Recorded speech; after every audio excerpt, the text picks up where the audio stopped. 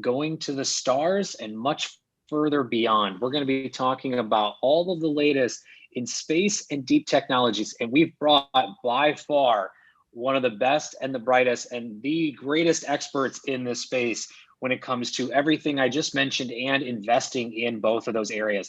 You've heard her here on previous episodes of VCTV. We've brought her in for this special edition to dive deeper into all areas around space and deep technologies. And we're going to have a ton of fun. So get your questions ready and get excited. Strap in because we're going to the stars and beyond. With that, a big thank you to you, our audience, for tuning in. If you like what you hear today, make sure you give that a big red subscribe button down there a click. Also, if you'd like to be an investor like Megan on today's episode on VCTV, do reach out. We'd love to find the right technology industry or region around the world for you to speak about and share your thoughts and insights.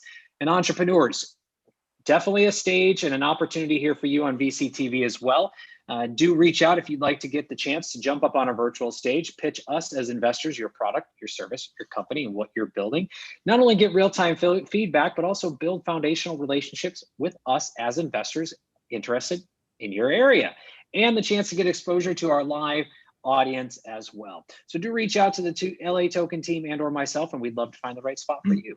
And a big thank you to the LA Token team, along with Emmanuel and Maria, for making VCTV possible every single day. With that, I'm your host, Kyle Ellicott. Let's go to the stars. Blast off. Megan, welcome to the show. It is an absolute pleasure to have this special edition episode with you. We're going to talk about everything, but before we do, a little intro and a little background for the audience. Thank you so much for having me, Kyle. Always a pleasure to be here. You were such an amazing, fun host, so I'm really looking forward to the next hour or so and how much fun we're going to have. Ringing telephones aside, I apologize. But my name is Megan Crawford. I'm the managing partner of Space Fund. We are a venture capital firm investing exclusively in the space startup ecosystem. And so it's a very unique investment proposition and one that I'm really excited to tell you more about. Wonderful. And, you know, ringing telephones just means others want to chime in. So it's perfect. That's our first caller for the day. This is great. So Megan, you've been on the show a few times and shared so much about what's happening in space and deep tech. But before we get in there, let's dive a little in on your history. Space Fund. How did this all come about? I mean, what inspired you to go and start a fund investing in this future that we know is inevitable? We know we need to be paying attention to as an industry, but traditionally has been very somewhat slow to move or very kind of under wraps for so many years. So what inspired you and your team to go do this? So that's actually a fun story that starts about 12 years ago, actually, when I was just a lowly MBA student trying to find my place in the world. And I did my MBA in entrepreneurship and finance. And so venture capital is kind of right there at the intersection of those two. And it was something I was always really interested in. And I'd always been inspired and interested in the space industry.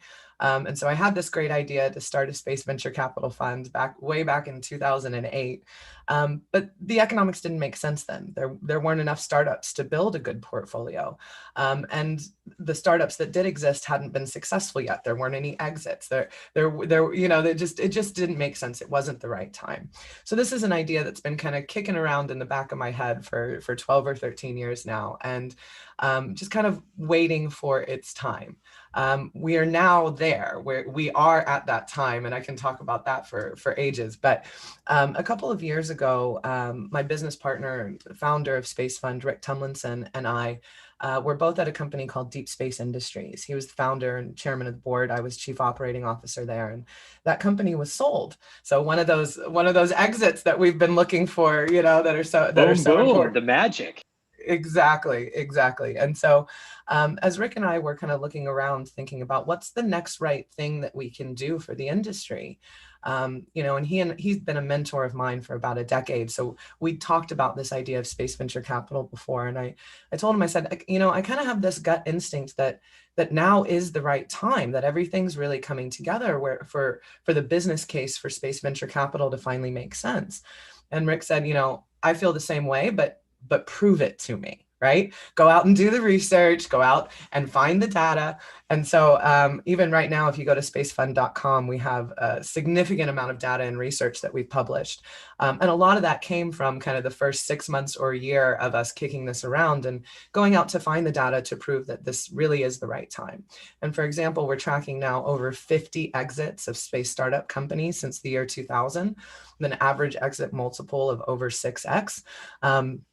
And that data didn't exist anywhere in the world until we decided to go and set up this fund. And so, so the business case closes for the first time ever in space venture capital. We're currently tracking 2,100 space startups around the world. We've reviewed over 250 active deals since we've been investing, so over the last year. So there is a massive amount of activity in the startup space. And from a market perspective and understanding where the market's going, there's a huge amount of value being created and a huge opportunity to capture that value right now for startups. And so all the pieces just really kind of came together late 2018, early 2019. And then we decided to set up the fund, started fundraising for our first proof of concept. You kind of call it a friends and family round. At the end of last year, of course, then we ran smack dab into COVID, took a little break like everybody did, I think. And then got that first fund closed in August and are now out raising fund 2 and investing out of fund 1 and having a whole lot of fun doing it. Wow, what a journey. I mean, congratulations, especially for all the work that we all know that it takes to raise a fund in the first place. And more importantly, in an industry that is still just beginning, to your point, and raising a fund during a pandemic, that's always special. So many different ways I want to go, but let's start with that.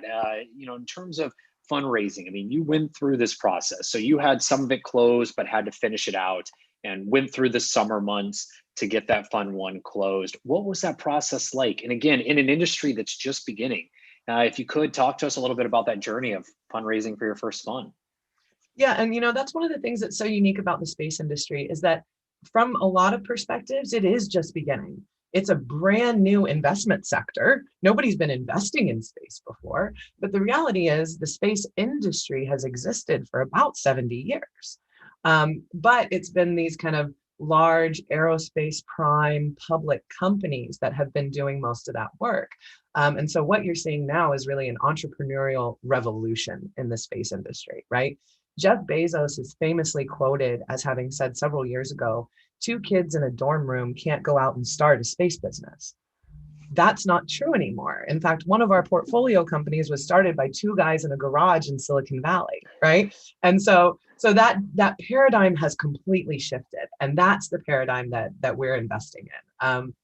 But yeah, as far as raising the fund is concerned, that it's as my business partner Rick likes to say, our problem is that we have too many news stacked on top of each other, right? We're a new fund investing in a new industry with kind of a new thesis, right? And so it's new, right? And so once you get over that, investors are actually, we're seeing a pretty significant appetite for this investment sector. And the key issue is that investors don't understand it. They don't understand the market. They don't understand the technology. And so that's why it's so important for an entity like Space Fund to exist, so that we can kind of bridge that gap between the capital markets and the space sector, because we have that expertise and we have that knowledge.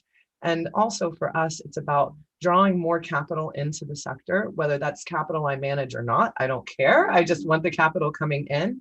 And that's one of the reasons we publish all of our data, is because we want investors to see where this is going. We want them to understand where the market is, where the technology is, how far along these startups are in their development cycle, so that we can have that influx of capital that the industry so badly needs. Absolutely. And I'll say, as a fellow researcher as well, I mean, I'm looking at your website right now. I've got it pulled up and just looking at the database that you have of tracking exits. You guys do a fantastic job of this. I mean, this is some of the best detail I've seen in the industry. Because it is so difficult to find some of this data, as we've already spoken about, but you guys are doing a fantastic job. And I will share the link in the show notes for everybody, but just wanted to give you that comment as I'm looking at it right now. And speaking of that, so now you've You've raised fund one, you've seen 250 plus deals, you're tracking essentially the industry. You're now seeing the idea of two individuals being able to start a business in this industry in a garage.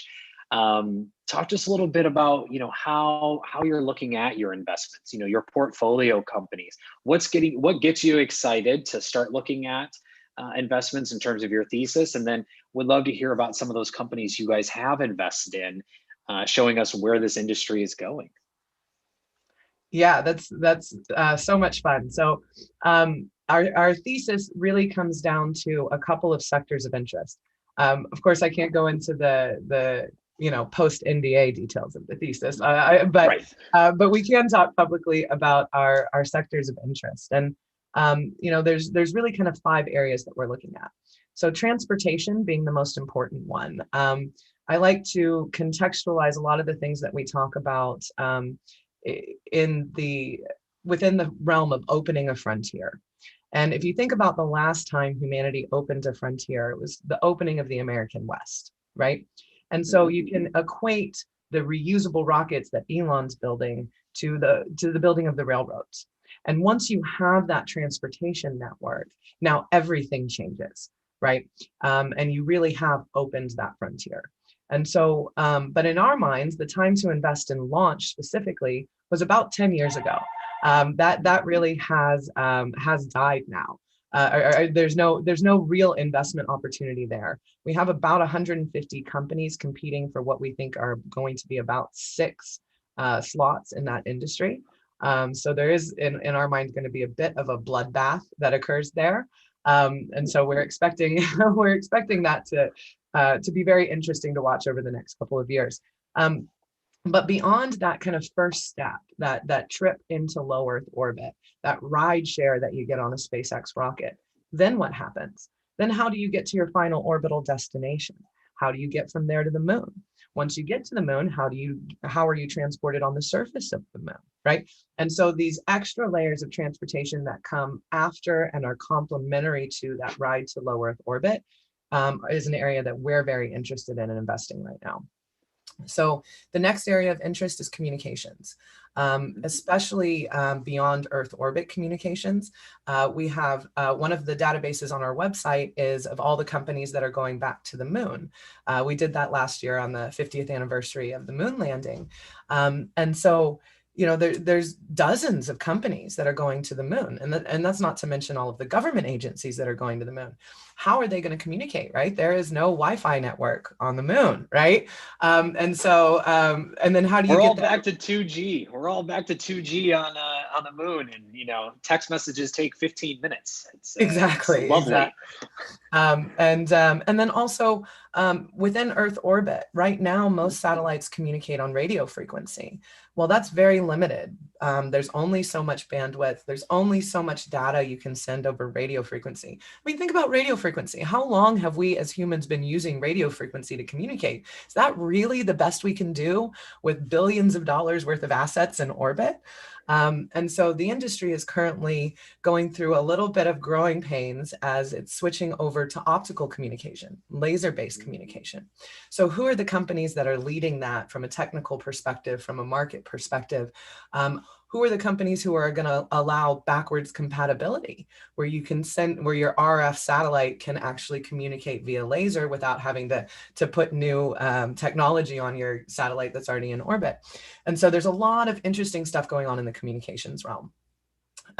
Another area of interest for us is human factors. So this is keeping humans alive and healthy in space. And the great thing about that, and we've seen this time and time again, innovations about keeping humans healthy and alive in space then have these great applications back here on Earth.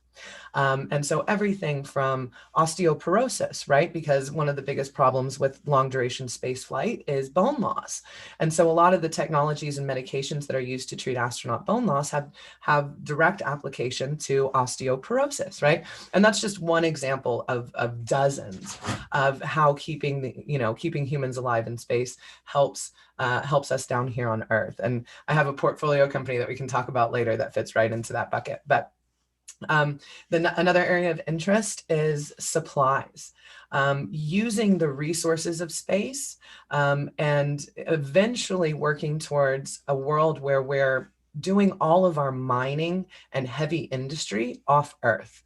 I would love to see a planet that the entire Earth is dedicated as a natural park, and all of our mining, heavy industry, and dirty stuff happens way far away where there's no ecosystems to destroy, where there's no living organisms to upset. And so that probably is outside of the lifetime of my current fund, but there are a lot of things that are going to happen between now and then that help develop that economy of in-space supply, of an in-space supply chain. And so this is everything from manufacturing and production in space, raw materials and mining, but having fuel depots in space so that when the material is coming back from an asteroid, it can go directly to, the water ice that's being collected on an asteroid that's being turned into hydrogen and oxygen for rocket fuel. There has to be a fuel depot selling that rocket fuel in order for that supply chain to be built out. And so those are the types of things that are happening now that are helping build that in-space supply chain of the future. And then the last area of the last sector of interest for us is energy.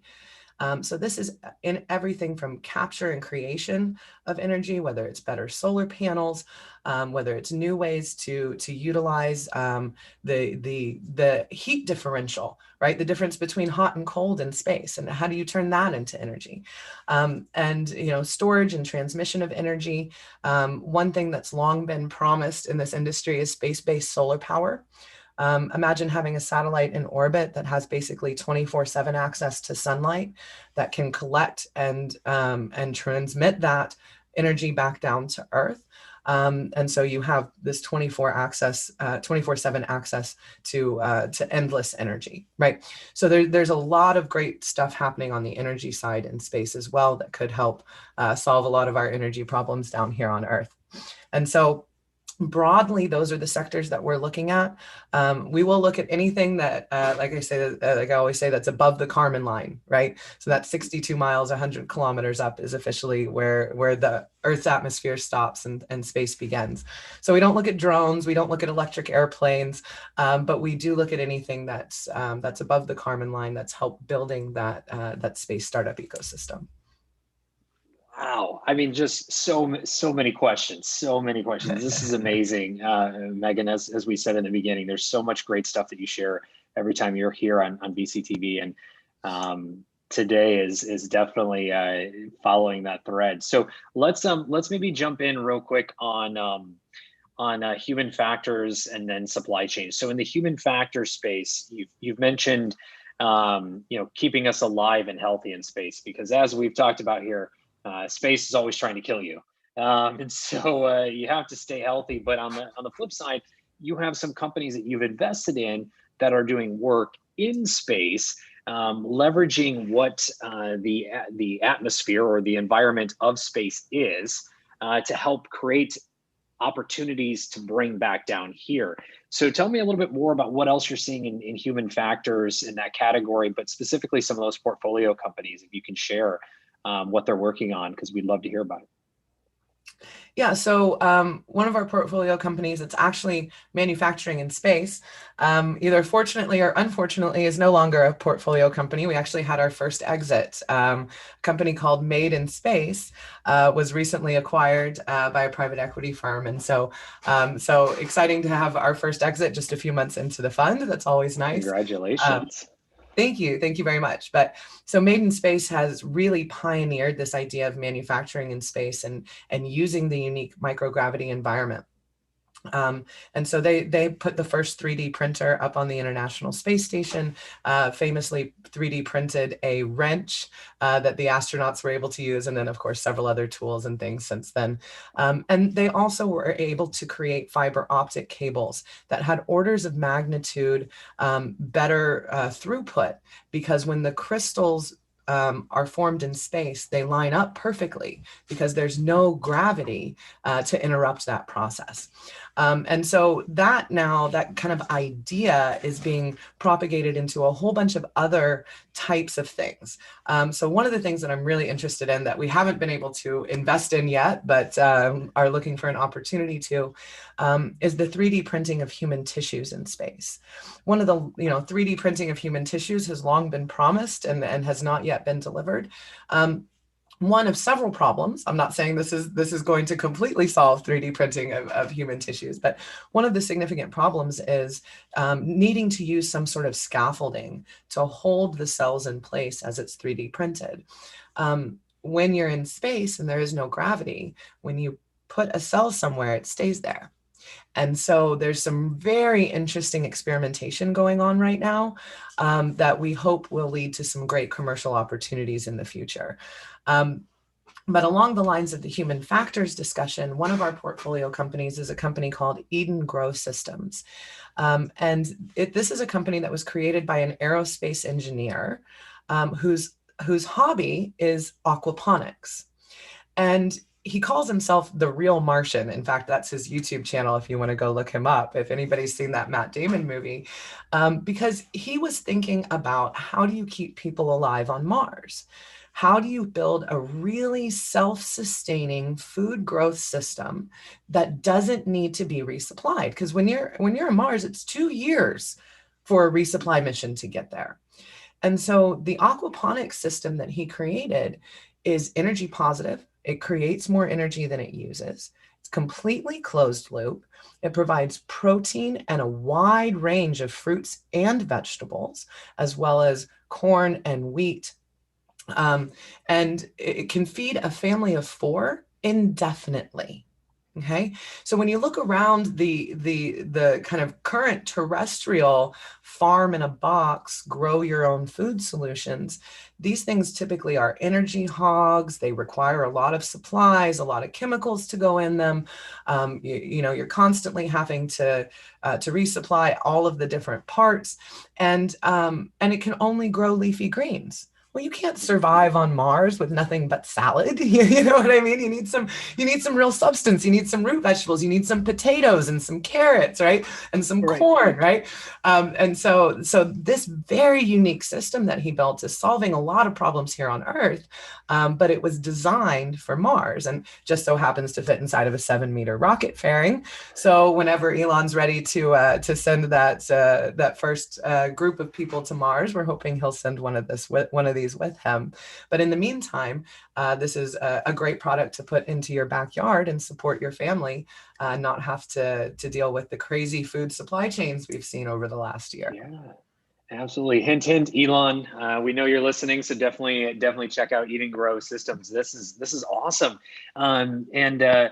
Mars salad sounds tasty, but to your point, we need a little bit more to that as well. And Megan, I want to switch gears here because there's so much here. I want to come back to your portfolio companies and hear a little bit more. But your story of how you got into the space is, again, and no pun intended, this industry is just so phenomenal, and how you continue to lead and continue to drive so much in the industry, leading it. I know you're working to help others, and you're doing a lot to help and really empower and get that voice out of others that are in the industry as well. And you mentioned to me that you had started a podcast, which I've listened to a couple times, called Mission Eve. Would love to hear the story behind Mission Eve, what you're doing there, and just a highlight to our audience of the great work that you're doing there to help empower this next generation of founders. And I'll let you tease out the rest from there. Thank you. This is something that I absolutely love to talk about. And so, looking around the industry, currently the space industry is only about 25% women. And one of the things that I'd like to see happen in my lifetime, I don't know if you can tell by the things I've already talked about, but I'm very interested in seeing the permanent human settlement of space happen and helping to drive that forward any way that I can with my time, with my investment dollars, whatever it may be. And so if we're going to have human settlements in space, you're going to need 51% women for biological reasons, if nothing else, right? And, don't give me the old, oh, test tube baby things. People are going to want to do it the old fashioned way, and they're going to want to have real family units, right? Right. Okay. Right. And so, so right now, only 11% of the people that have been to space have been women. So how do we get from 11% to 51%? And so I thought that the thing that I could do to help that the most was to share the stories of the women who are already in the space industry, to show other women and to show girls that there is a place for them here. As humans, we like to have people to look up to. We like to see ourselves in certain situations. In order to get there ourselves, we have to be able to visualize that, right? And so this is one of the reasons I've also done audio and video on my podcast, because I literally want these girls and women to see themselves in these positions. And so the goal of the podcast is to tell the stories of the women who are in the space industry with the hopes of inspiring more women to join us. Wow. Wow. Wow. That's again, I'm shamelessly promoting it because I've listened to it and I think it's absolutely phenomenal. But I mean, even the stats that you're talking about, and looking at a quarter of founders in the industry are women, and how that can grow is going to be exciting. And the efforts that you're making. Can you share some of the stories of some of the women that you have interviewed, or a few of those names as well with the audience? Yeah, absolutely. So, one of my most interesting guests was my friend Kelly Larson, who in a former life was a yoga instructor and is now the founder of a space startup, right? And so she has a fun and amazing journey. That's a great one to go listen to. I was also fortunate enough to be able to interview one of my mentors, a woman named Mary Lynn Dittmar, who started her career at NASA, I believe in the 80s, and has worked her way through the kind of commercial side and the nonprofit side, and held all of these amazing positions throughout her career. I've also spoken to professors and lawyers and marketing people, business development, engineering, finance, right? And so, and it just really runs the gamut. And that's one of the important things, I think, for people to understand about this industry. You don't have to be a rocket scientist to work in the space industry. I'm not a rocket scientist. I'm a finance nerd, And so there's a place for everybody. This is a real industry with whatever job it is that you're doing in oil and gas, or whatever industry it is you're working in. We need those roles. We need accountants. We need finance people. We need marketing people. We really need good marketing and messaging people. This industry is terrible about getting its messaging out, So come and help us. We need you. Absolutely. There's so many opportunities, and you're calling it out correctly. There's so many opportunities outside of just being a founder in this space. And again, to your point, you don't need to be a rocket scientist. There is a place for rocket scientists by all means, and engineers, but this is an industry. This is a business, and everyone has a role to play. And there's so much of a future ahead of us, sooner than later. Again, as we've spoken about, I mean, this next decade could be very transformational for both the space and deep technologies. And I would love to hear your thoughts for the next decade ahead. Where do you think we're going with these? I mean, what's to come, starting with space? What's to come for that industry over the next 10 years? What are your predictions as what we're going to start seeing and what we can start expecting, so that those that are listening today, whether they're marketers, they're the finance, they're the comms, the PR, they're the business development or strategists, where they can play a role in all of this excitement as well? So going back to my my Wild West example, when the gold rush happened in the late 1840s, early 1850s, it really wasn't the gold miners who made money, right? It was the people selling pickaxes and shovels and Levi's jeans.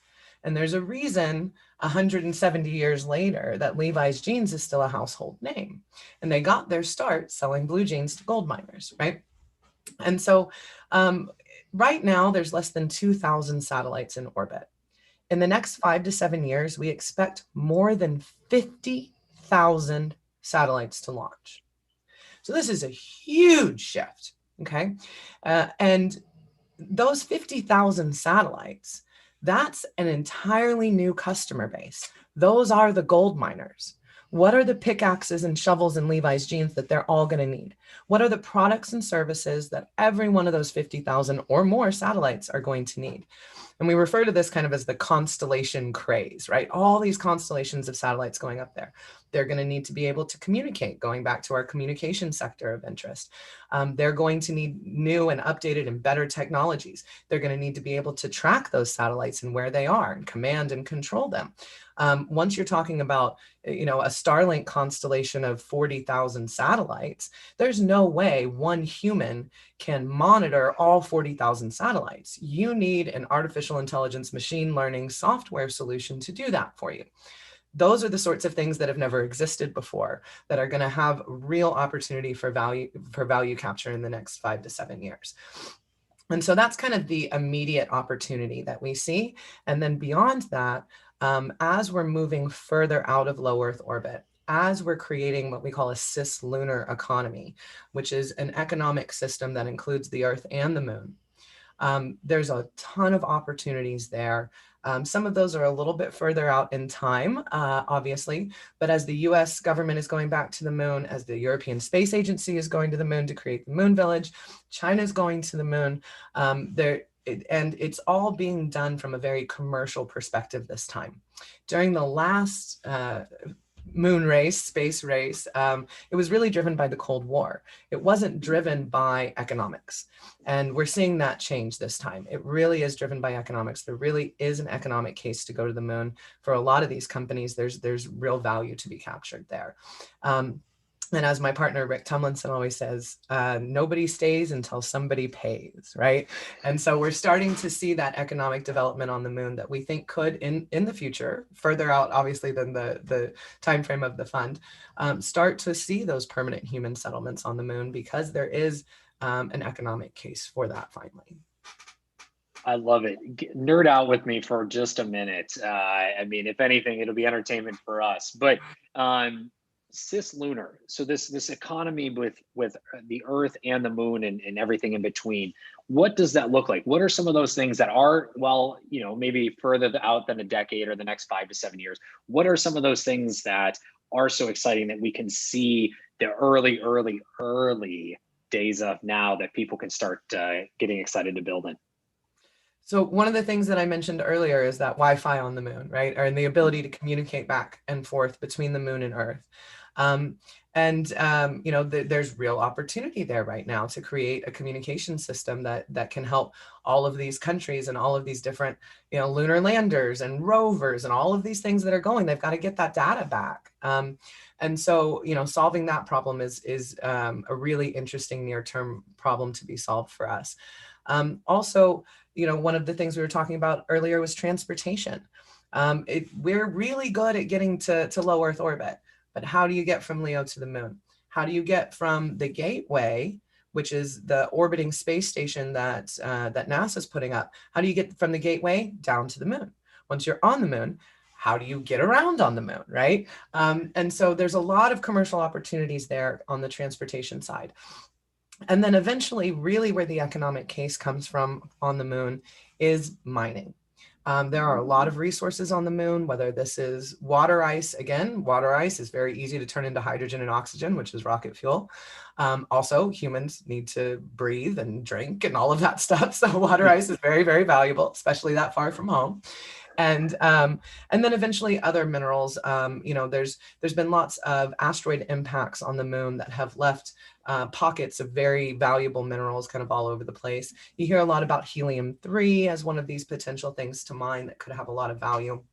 And so understanding the ecosystem of the moon, understanding its you know, surface and where all of those minerals are is something that NASA and others are working on right now. And I see a lot of these commercial companies kind of getting really excited as they're planning how they can capture some value there. I love it. I love it. And so switching gears into deep tech, because you mentioned that a few times around artificial intelligence and machine learning. And, you know, there's so many more pieces that play a role in that. What's getting you excited similarly around deep tech and how that may play a role in space or not? I mean, what are you seeing in terms of trends or things that are exciting to you around deep technology? Yeah, so as I was talking about a moment ago, the artificial intelligence machine learning aspect of constellation management, we actually just, our most recent investment was in a company that's doing just that, that's building a software solution that can help these companies manage these huge constellations of satellites. And we're seeing we're seeing artificial intelligence and machine learning being applied more and more frequently to this industry, just like many others, right? There's kind of infinite applications for those technologies. And so really where we're seeing it applied most and most effectively in the industry is this idea of remote operation. Most of the things in space are robots, not people, right? And so being able to improve and increase our autonomous control capabilities of those robots further and further out into the solar system is something that's really valuable to the industry. Love it.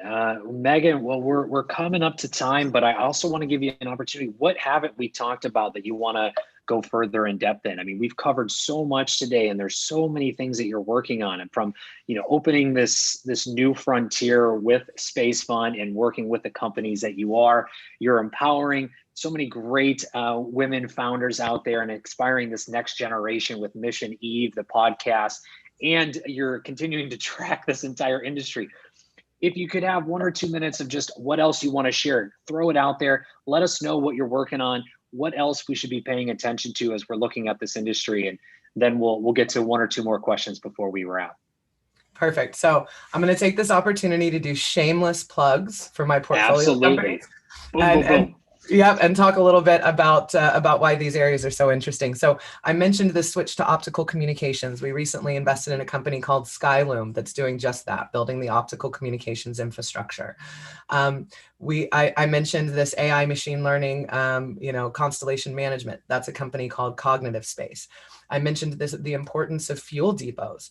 That's the company called Orbit Fab, building the first fuel depots in space. And that's the company that was started by two guys in a garage in Silicon Valley who got their first experiment done on the International Space Station for less than $100,000. And in less than a year, they had proven their fuel transport system in space on the International Space Station, right? It's amazing. Just a quick side note. Just a quick side note. $100,000. Let's put that into perspective for our audience. $100,000 is generally a month's burn rate for companies and their salary. And this company was able to prove out that system for the same price of one company's 1 month salary. Everyone just take that into effect. That means, just to further Megan's point, that means there is opportunity, and there's opportunity for everybody, and it doesn't involve necessarily tens of millions of dollars just to prove out and just to get started. So sorry, Megan, I just wanted to make that clear because I think there's sometimes a skewed perspective, as we spoke about, that you have to have, you know, tens of hundreds of millions of dollars to be successful, and you don't necessarily have to, depending on that use case. So sorry, continue. Yeah, no, and that's exactly it. Thank you, because that's such an important point. And most of the parts that were on this first experiment were purchased at Home Depot. NASA covered the cost of the launch and the cost of the astronaut time to do the experiment. They got a grant for that. And so that's how they were able to do this so inexpensively. So again, there is so much opportunity here. This is not an industry that's hard to break into anymore, right? And so I love to tell that story about Orbit Fab exactly for that reason. And not to mention the fact that they're doing this really amazing thing of building fuel depots in space, which, as we talked about, is so important for that future in space supply chain. We talk a lot about reusable rockets, but this will effectively make satellites reusable. And so changing the paradigm of that is so important. So big shout out to my friends over at Orbit Fab. And then the last company that I'll mention is Axiom. Axiom is building the commercial successor to the International Space Station. And the reason this is important for a lot of commercial reasons, for a lot of manufacturing reasons, but this is the way that I like to contextualize this. If Elon is successful with Starship, which I believe he will be, it's not going to be on the timeline that he has said. Nothing ever happens on the timelines that, the timelines are always shifting to the right, and that's across the industry, not just Elon. But I do believe he will be successful in building Starship. And then we're going to have the capacity to take 100 people to low Earth orbit at a time. What are they going to do when they get there? There's no Disney World. There's no casinos. There's no football parks, right? What are you going to do when you get there? And so Axiom, building this commercial successor to the International Space Station, not only is it going to be a manufacturing facility, it's also a hotel. Very high end, very, very cool hotel, right? And as they continue to expand that and have more and more capacity, maybe you will see a wing that's a casino. Maybe you will see a wing that's a games arena. You can play these great fun games in microgravity, right?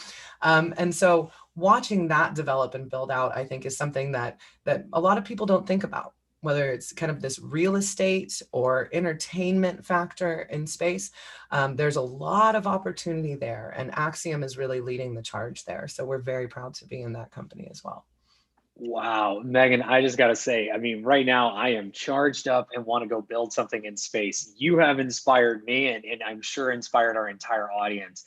And just thank you so much for all of the depth of knowledge that you do share with us here on VCTV. I feel so privileged to have that chance to speak with you one-on-one about this. And, you know, as we come to close here, anything else you want to throw out to the audience? And then I want to get to shameless promotion of where everyone can find you in the podcast, but anything else in terms of advice for those that are looking to get started, or either on the investment side or building side that you want to give to the audience? Just, I'll go back to my former statement that we need everybody. We need all types from all over the world. We need all types of brains, all types of different knowledge, all types of skill sets. We need strategic business thinkers, and we need doers, movers and shakers, people that want to see the world change. And we talk a lot about space kind of as a field of technology and from this deep tech perspective. But it really is not only the final frontier and a great investment sector, but it's also an opportunity for us to save our planet. People often miscontextualize what's going on in space as the 0.1% trying to leave the planet, right? And that's not it at all. The space, everything that we know about climate change, for instance, comes from space, comes from these satellites that are orbiting right now and telling us what's going on with the planet. I talked earlier about moving mining and heavy industry off Earth. We talked about now families being able to sustainably feed their entire family indefinitely because of technology that was created for space, right? And so we see this time and time again, that the further we push out onto the frontier and the more we develop this tech, the better life gets for all of humanity here on Earth. So come and join us. We're having a great time and we're making a great impact. Absolutely. And Megan, as we do on every episode, shout outs. Where can everyone find you? Where can they find Mission Eve, the podcast? Where can they find Space Fun? This is your shout out time. So go for it.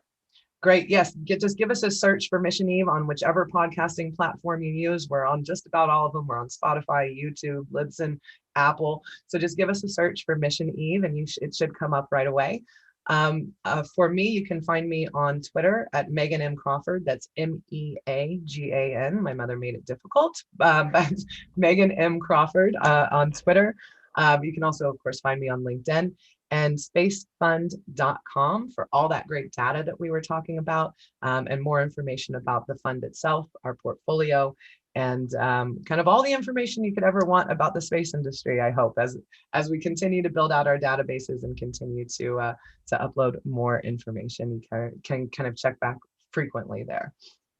Wonderful. Again, Megan, thank you so much for spending the time with us today and sharing all of this. Again, a big inspiration for me and for our audience and for so many for all the work that you do. So thank you on that. And also thank you for joining us on VCTV.